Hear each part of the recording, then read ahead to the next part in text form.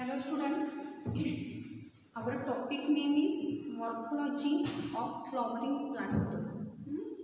मागच्या लेक्चरमध्ये आपण मॉडिफिकेशन ऑफ स्टेम या पॉइंटला स्टार्ट केले होते. त्यामध्ये आपण 3 टाईपचे मॉडिफिकेशन बघितले होते. First modification rhizome, second modification tuber and third modification is a bulb. आता सर्वांना मॉडिफिकेशन डेफिनेशन सर्वांना माहीत आहे. What is modification?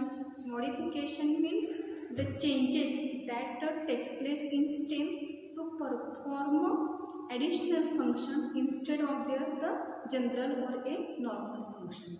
आता स्टेममध्ये पण मॉडिफिकेशन बघताना तुम्हाला त्यामध्ये सांगितलं होतं की depending upon the growth or development of a stem take place below the soil or above the soil, the modified stem is classified into the 3 types. आणि मग ह्या स्टेमची ग्रोथ कशी आहे? अबाव द सॉइल लेवलला आहे, बिलो द सॉइल लेवलला आहे, का पार्शली ग्रोथ स्टेमची सॉइलवर आहे, अबाव और ए बिलो.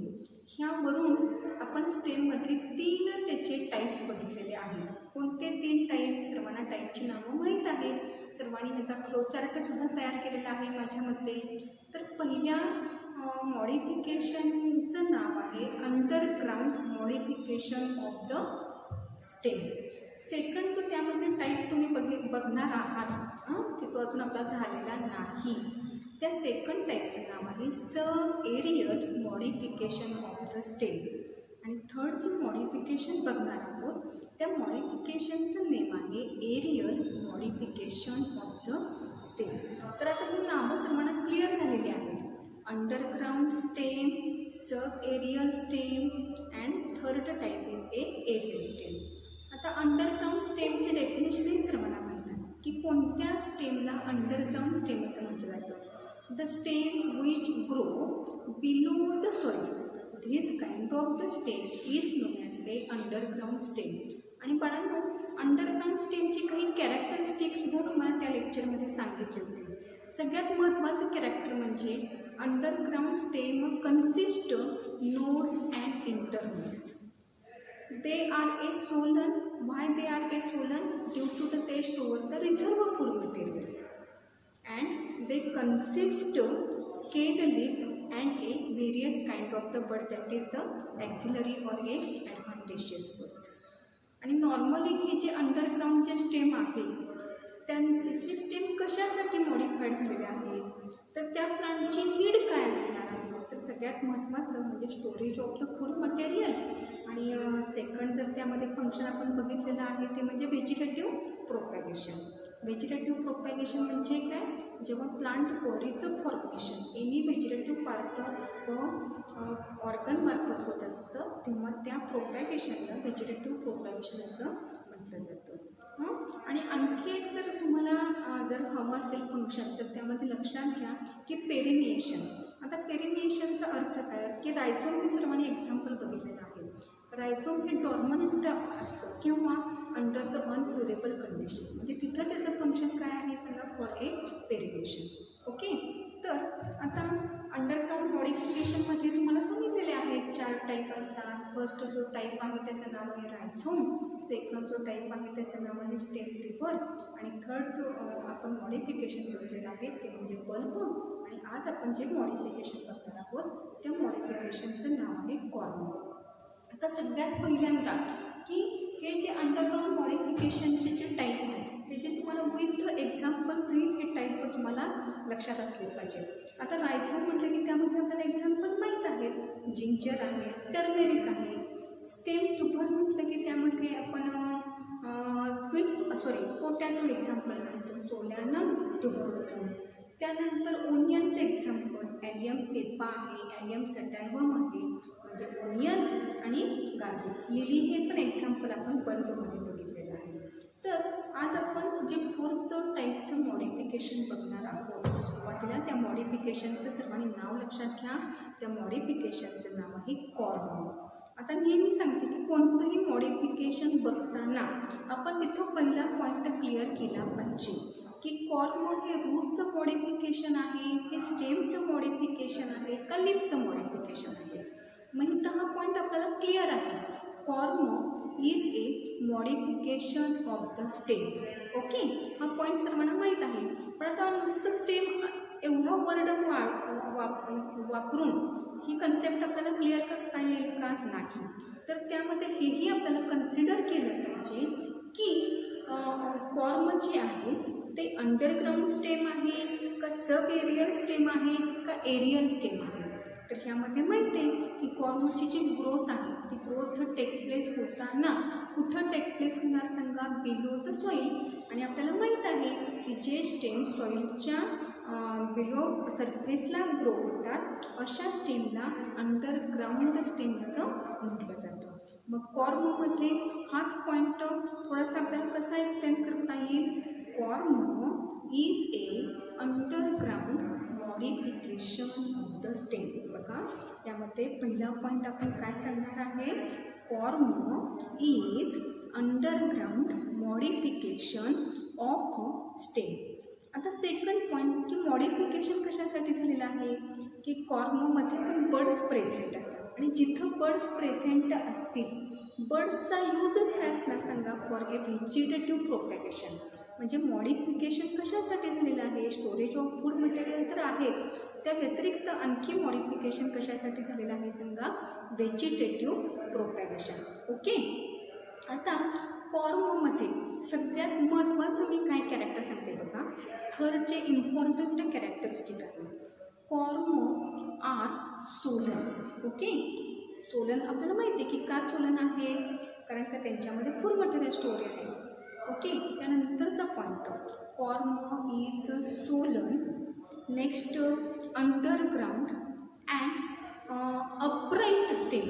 आता मी हा अपराईट हा वर्ड इथं का वापरलेला आहे? अपराईटचं मिनिंग काय आहे? अपराईट रायझोममध्ये बघा आपण शिकलेलं आहोत की रायझोमची जी ग्रोथ होत असते ती थोडीशी क्रिपिंग किंवा हॉरिझॉन्टली रायझोम ग्रो होतं बिलो द सॉईल सरफेसला. मग रायझोम आणि कॉर्ममध्ये काय डिफरन्स आहे? तर यामध्ये एक लक्षात घ्या, रायझोम grow horizontally below the soil surface but corm grow upright in position below the soil surface. म्हणजे रायझोमची ग्रोथ आहे ती आडवी ग्रोथ होते आणि कॉर्मची ग्रोथ आहे ती अपराईट म्हणजे व्हर्टिकली ग्रोथ टेक प्लेस होते. म्हणून कॉर्ममध्ये जो तुम्ही वर्ड वापरणार आहे corm, it is A grow in A upright position. Okay, बघा पुन्हा एकदा मी हे पॉईंट क्लिअर करते. कॉर्ममध्ये पहिलं सेंटेन्स आपण काय सांगणार आहोत? Corm is underground modification of stem. Second point modification for a vegetative propagation. Third point corm is Solan underground. आणि आणखी एक इथे शब्द वापरा की स्पेरिकल असतात. साधारणपणे त्याचा जो शेप आहे तो स्पेरिकल ऑर एक सब स्पेरिकल. आणि ग्रोथ होताना ते ग्रो कशी होणार सांगा? ते grow vertically below the soil surface. त्यानंतर आता कॉर्ममध्ये आता कॉर्मला आपण स्टेम असं का म्हणतो? रूट का म्हणत नाही? तर स्टेम म्हटलं की आपल्याला माहिती आहे की स्टेमच्या कॅरेक्टरिस्टिक काय काय असतात. स्टेम म्हटलं की स्टेमवर नोड्स प्रेझेंट असतात, इंटर नोड्स प्रेझेंट असतात and stem also bear the buds. पहिल्या स्टेमचं जेव्हा इंट्रोडक्शन घेतलं होतं किंवा त्यामध्ये कॅरेक्टरिस्टिक बघितल्या होत्या त्यामध्ये हा पॉईंट आपण तिथं अंडरस्टँड करून घेतलेला आहे की stem consist distinct nodes and inter node. मग ज्या पार्टवर नोड्स असतात, इंटर नोड्स असतात आणि बर्ड्स असतात असा पार्ट प्लांट बॉडीचा तो म्हणजे कोणता असणार सांगा? स्टेम. मग why corm is known as a stem? Because corm consist nodes and inter nodes. ह्या कॉर्मवर काय प्रेझेंट असणार आहे सांगा? नोड्स प्रेझेंट असणार आहेत, इंटर नोड्स प्रेझेंट आहेत. So corm is known as a stem. बरं बाळांना फक्त नोड्स आणि इंटर नोड्स एवढेच त्यावर स्ट्रक्चर प्रेझेंट आहे का? तर नाही. मग कॉर्मच्या लक्षात घ्या की कॉर्मवर प्रेझेंट असणारे पार्ट कोणते आहेत, स्ट्रक्चर कोणतं आहे. तर पहिला पॉईंट सर्वांना माहीत आहे की नोड. सेकंड जो पार्ट असणार तो आहे इंटरनोड. त्यानंतर स्केली लीव्ज प्रेझेंट असतात आणि स्केली लीव्हच्या ॲक्झिलमध्ये जी बड बॉर्न होते अशा बडला ॲक्झिलरी बड असं म्हटलं जातं. बघा, मग कॉर्मच्या स्ट्रक्चरमध्ये म्हणजे कॉर्म हे जे अंडरग्राऊंड स्टेम आहे, it consist first point node, second point internode, third point scaly leaves, fourth point axillary bud. आणि त्या व्यतिरिक्त आणखी एक सांगते की कॉर्मच्या बेसल साईडला किंवा side of the stem it bear the adventitious roots. जसं रायझोममध्ये पण बघितलं ते आपण बेसल साईडला त्याच्यामध्ये ॲडव्हान्टेशियस रूट्स होती. त्यानंतर बल्बमध्ये पण बघितली होती, रूट्स प्रेझेंट होती त्यामध्ये. फक्त स्टेम ट्यूबर म्हणजे पोटॅटो हे असं एक्झाम्पल बघितलेलं आहे की त्यामध्ये रूट्स आर द ॲब्सेंट. मग कॉर्ममध्ये सुद्धा काय सांगायचं की at the basal side or the side of the stem number of the adventitious roots are the present. आणि ही ॲक्झिलरी जी बड आहे ते ॲक्झिलरी बड काय वर्कआउट करत असते, तर ॲक्झिलरी बडपासून पुन्हा मग daughter corm formation take place होतं. म्हणजेच याचा अर्थ काय आहे, they take part in a vegetative propagation. आता कॉर्म म्हटलं की कॉर्ममध्ये एक्झाम्पल, त्याचं बेस्ट एक्झाम्पल लक्षात घ्या कोलोकॅशिया. त्यानंतर कोलोकॅशिया म्हणजे अरबी असं म्हटलं जातं. त्यानंतर त्यामध्ये सेकंड एक्झाम्पल ॲमॉर्फोफॅलस, जमीकंद किंवा एलिफंट फूट असंही म्हटलं जातं. मग दोन एक्झाम्पल ह्याच्यामध्ये लक्षात घ्या. फर्स्ट एक्झाम्पल कोणतं सांगितलेलं आहे कोलोकॅशिया आणि जे सेकंड एक्झाम्पल कॉर्ममध्ये आहे त्या सेकंड एक्झाम्पलचं नाव आहे ॲमॉर्फोफॅलस. तुम्हाला नेहमी मी सांगते की सुरुवातीला ही नावं ऐकताना थोडीशी डिफिकल्ट वाटतात, पण जसजशी तुमची प्रिपरेशन होत जाते तसतशी ही नावं तुम्हाला लक्षात राहतात. मग बघा, रायझोमचे एक्झाम्पल आपण कोणते बघितलेले आहेत, जिंजर आहे, टर्मेरिक आहे. त्यानंतर स्टेम ट्यूबरमध्ये एक्झाम्पल कोणतं बघितलेलं आहे आपण, सोल्यान ट्युबरोसम म्हणजे पोटॅटो. त्यानंतर थर्ड बल्बचे एक्झाम्पल कोणते आहेत, ओनियन आहे आणि गार्लिक आहे.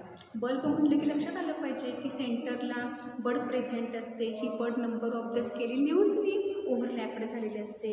मग स्केल लीव्समध्ये दोन टाईपचे लीव्स असतात, एक म्हणजे ड्राय आणि दुसरे म्हणजे फ्रेशी. जे ड्राय लीव्स असतात ते थिन असतात, प्रोटेक्शनसाठी यूजफुल असतात, आणि जे इनर स्केल लीव्स असतात ते थिक असतात.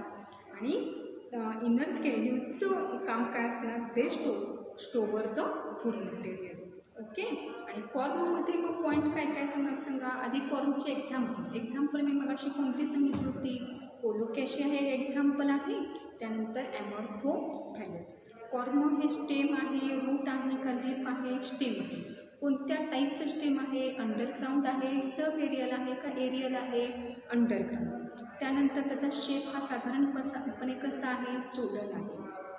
त्यानंतर त्याला कंडेन्स्ड हाही वर्ड नेहमी वापरला जातो की it is A condensed stem. आता कंडेन्स्डचा अर्थ काय की त्याचे असे गड्डे असतात म्हणून त्याला कंडेन्स्ड म्हटलं जातं. कंडेन्स्ड. त्यानंतर शॉर्ट, स्टाउट म्हणजे जाड. त्याचा जर डायमीटर बघितला तर as a compare to length diameter हा ग्रेटर असतो. जर आपण कॉर्म जर आपण त्याचं ऑब्झर्वेशन केलं तर त्या ऑब्झर्वेशनमध्ये आपल्याला काय दिसून येतं की कॉर्मचा जो डायमीटर आहे तो लेंथपेक्षा ग्रेटर असतो. म्हणजे थिकनेस त्याचा आहे तो ब्रॉड असतो. मग कॉर्ममध्ये कंडेन्स्ड हाही शब्द लक्षात घ्या, स्टाउट हाही शब्द लक्षात घ्या. आणि ग्रो होताना ते व्हर्टिकली ग्रो होतं, बिलो द सॉइल सरफेस. आणि कॉर्मची एक्झाम्पल कोणते आहेत सांगा, कोलोकॅशिया आणि ॲमॉर्फोफॅलस. आता हे जे मी ओरली जे तुम्हाला पॉईंट सांगितलेले आहेत हेच पॉईंट मी इथं बोर्डवर राईट डाऊन केलेले आहे. फक्त आता पुन्हा एकदा रिव्हिजनसाठी हे पॉईंट मी एक्सप्लेन करत आहे. पहिल्यांदा सगळ्यात महत्त्वाचं मी नोट्स प्रिपरेशन करताना आपल्याला माहिती आहे की ज्याची आपल्याला नोट्स तयार करायची आहे पहिल्यांदा त्या पॉईंटचं नाव लिहायचं. मग आता इथं आपण कोणतं मॉडिफिकेशन बघणार आहोत, अंडरग्राऊंड मॉडिफिकेशन ऑफ स्टेममधला लास्ट पॉईंट बघणार आहोत कॉर्म. मग सुरुवातीला तुमचं हेडिंग काय असणार आहे सांगा, अंडरग्राऊंड मॉडिफिकेशन ऑफ स्टेम. त्यानंतर अंडरग्राऊंड मॉडिफिकेशन ऑफ स्टेमचं नाव काय आहे सांगा, कॉर्म. ओके, तर हे नाव आहे कॉर्म. आता ह्यामध्ये पहिला पॉईंट नेहमीप्रमाणे आपण इथं काय रिप्रेझेंट करणार आहे, corm is A underground modification of a stem. Second point, it is modified for the vegetative propagation.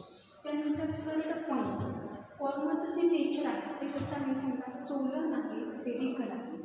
Corm are a condensed starch and a flesh. Corm it is a upright. आत्ताच मी सांगितलेलं आहे की त्याला upright असं का म्हटलं जातं, कारण कॉर्म ग्रो होताना व्हर्टिकली ग्रो होतं. फक्त ही जी व्हर्टिकली जी मुवमेंट आहे ती मात्र सॉईलच्या बिलो लेवललाच होते. असं नाही की ते व्हर्टिकली वाढते त्यामुळे ते अबाउट द सॉईल लेवलला त्याची ग्रो होते. त्यामध्ये हाही पॉईंट तुम्ही लक्षात ठेवला पाहिजे की it grow vertically upward below the soil surface. आणि म्हणूनच ती जी पोझिशन आहे तिथं पोझिशनला नाव काय लक्षात ठेवायचं सांगा, upright. Okay, corm it is a upright underground stem. आणि मगाशी सांगितल्याप्रमाणे कॉर्मवर कुणाकुणाची प्रेझेन्सी असते. पहिला पॉईंट क्लिअर आहे, नोड असतात, इंटरनोड्स असतात. त्यानंतर स्केली लीव्ज प्रेझेंट असतात. स्केली लीव्जच्या ॲक्झिलमध्ये प्रेझेंट असणारी जी बळ आहे ती ॲक्झिलरी बळ. आणि बेसल साईडला काय प्रेझेंट असणार आहेत, ॲडव्हान्टेशियस रूट्स.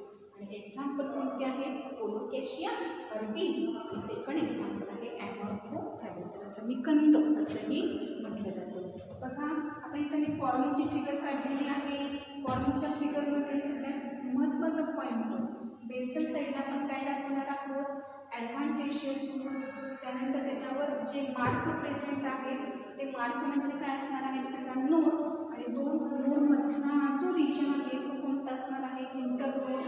त्यानंतर टोटल कॉर्म हे कशापासून डेव्हलप झालेले असणार सांगा, ॲक्झिलरी बळ. आणि नोडच्या साईडला जे प्रेझेंट असणार आहे त्या लीव्हचं नाव काय असणार आहे सांगा, स्केल लीव्ह. आणि मग ही स्केल लीव्ह तुम्हाला क्लिअर करणार आहे ॲक्झिलरी बळ. आणि ॲक्झिलरी बळला जेव्हा फ्लोरेबल कंडिशन ऑब्टेन होणार तेव्हा त्यापासून त्या डॉटर कॉर्मचं फॉर्मेशन टेक प्लेस होणार. तर ह्याप्रमाणे सर्वांनी डायग्रॅमचं स्केचिंग करा. फक्त डायग्रॅममधील लेबल्स हे सर्व आहेत, नोड्स, त्यानंतर स्केल, डॉटर कॉर्म आणि खाली बेसल साईडला ॲडव्हान्टेशियस रूट. कोणती रूट सिस्टीम ह्यामध्ये प्रेझेंट असते, ॲडव्हान्टेशियस रूट. पुन्हा एकदा हा पॉईंट एक्सप्लेन करते. Corm is a underground modification of a stem. त्यानंतरचा second point, it is swollen and spheric. Third point, it is condensed stout and a fleshy. It is upright underground stem. आणि कॉर्मवर presence कुणाकुणाची असणार, axillary bud आहे, scale leaves आहे, nodes असतात, internodes असतात आणि ॲडव्हान्टेशियस रूटची सुद्धा त्यावर प्रेझेन्सी असते. एक्झाम्पल कोणते लक्षात ठेवणार, कोलोकेशिया, त्यालाच कॉमन नेम काय आहे सांगा, अरबी. आणि सेकंड एक्झाम्पल कोणतं आहे सांगा, ॲमॉर्फोथॅलिस. आणि हे सगळं रायटिंग झाल्यानंतर मग तुम्ही त्याखाली फिगर काढा. फिगरचं जे मेन नेम आहे ते फिगरच्या खाली घ्या. फिगरला रेक्टँगल करा. त्याची जी नावं आहेत ती स्केलने बरोबर साईडला त्याची सगळी जी नेम्स आहेत ती 1 बाय 1 नेम्स तुम्ही तुमच्या फिगरमध्ये दाखवा. तर आता आज आपलं अंडरग्राउंड मॉडिफिकेशन ऑफ स्टेम मध्ये आपण लास्ट पॉईंट म्हणजे कॉर्म हे बघितलेलं आहे. आता ह्यानंतर तुमचा होमवर्क काय असणार आहे तर सर्वांनी लक्षात घ्या की सर्वांनी आता कम्पॅरेटिव्हली ह्यामध्ये चार्ट तयार करायचा आहे आणि त्यामध्ये कोणते डिफरन्स कॅरेक्टर आहेत ते तुमचे त्या चार्टमध्ये आले पाहिजेत. किंवा तुम्ही डिफरन्स जरी तयार केला म्हणजे for example रायझोम and corm, difference between rhizome and tuber, difference between tuber and corm, ह्याप्रमाणे कंपॅरेटिव्हली तुम्ही कॅरेक्टर लक्षात घ्या. नुसता वन वे तुम्ही स्टडी करून आपल्याला हे आपल्याला तो युजफुल नाही. तर त्यासाठी कंपॅरेटिव्हली स्टडी कशासाठी करायचा की जेणेकरून त्यावरचे MCQ आपल्याला सॉल्व करता आले पाहिजेत सडनली. आणि त्यासाठी मग सर्वांचा होमवर्क ह्या लेक्चरनंतर काय असणार आहे की तुम्ही डिस्टिंग्विश करा. डिस्टिंग्विशमध्ये जे 4 टाईप दिलेले आहेत. पहिला तुमचा डिस्टिंग्विशमध्ये डिफरन्स असणार आहे रायझोम आणि ट्यूबर, त्यानंतर रायझोम आणि कॉर्म, त्यानंतर ट्यूबर आणि कॉर्म. याप्रमाणे सर्वात मॉडिफिकेशनमध्ये डिस्टिंग्विश पॉईंट तुम्ही तयार करा. Okay, I hope you understand this lecture and next modifications in a next lecture.